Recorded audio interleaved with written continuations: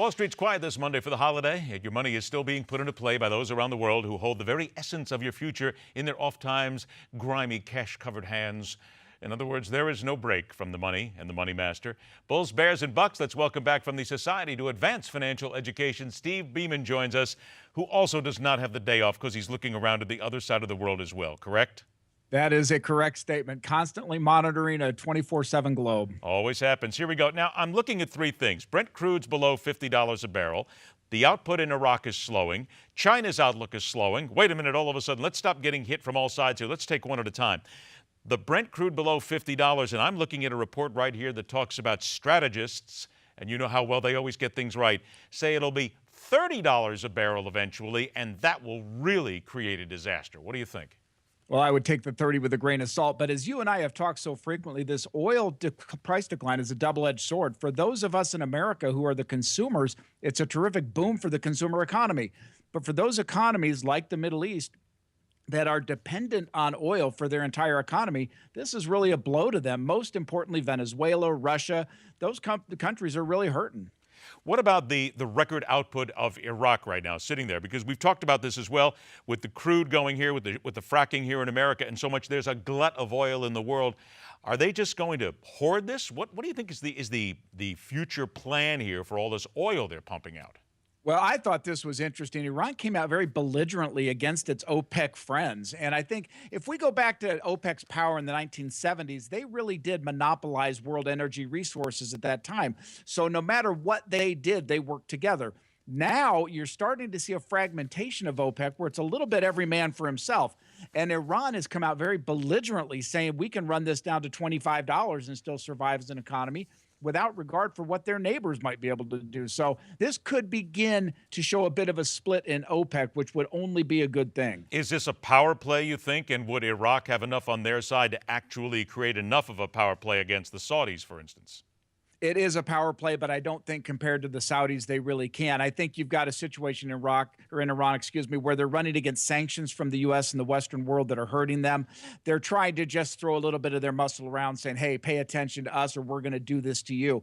I don't think it's going to hurt Saudi Arabia at all. It's really hurting Venezuela and Russia. Third part of that is down to China because we're showing an 8% drop in the stock market here with some irregularities going on. All right, how does that 8% drop then eventually work its way over to America, if indeed it does?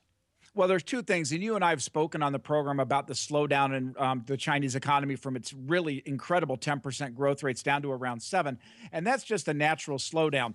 What happened in the 8% drop is that Chinese regulators went in and reduced some of the leverage that the market makers were using to invest in stocks. That reduction in leverage caused there to be a sell-off, which is that 8%.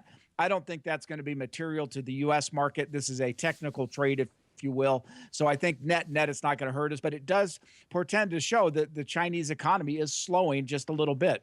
All right, now we had a trade deal working between the European Union and the United States. The free trade agreement has some roadblocks. Again, explain to us here what exactly this is in relation to the American consumer. What does this say about us then? Well, what we're trying to do, Ed, is open up trade on all levels, and most importantly is food. That's a real problem with the Europeans. They don't like our genetically modified food, so they're putting up some serious roadblocks there. But we have to understand the European Union in context is really suffering right now. The central bankers of the EU are trying to put out a quantitative easing of their own. Switzerland just pulled the Swiss franc away from the EU currency. So we've got a lot of things going on, and this trade agreement with the United States, because of the food and some of the other very specific industries, they need it to go through worse than ever. So I would assume they'll kind of come around eventually. What is the danger if indeed the EU and the ECB starts this qualitative easing? How will that affect the world markets?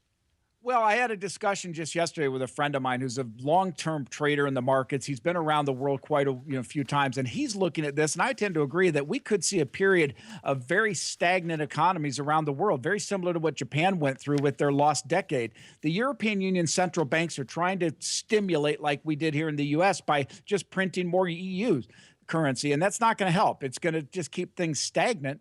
But you could see a very prolonged period of, I won't say a recession, but a kind of a stagnation in the European economies. And here you people thought that because it was a holiday in America, nothing was happening around the world. How dare you?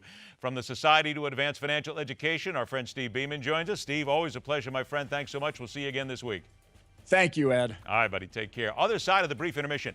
Why does the president continue to seek advice from one of the more prolific liars and muckrakers on the American political scene?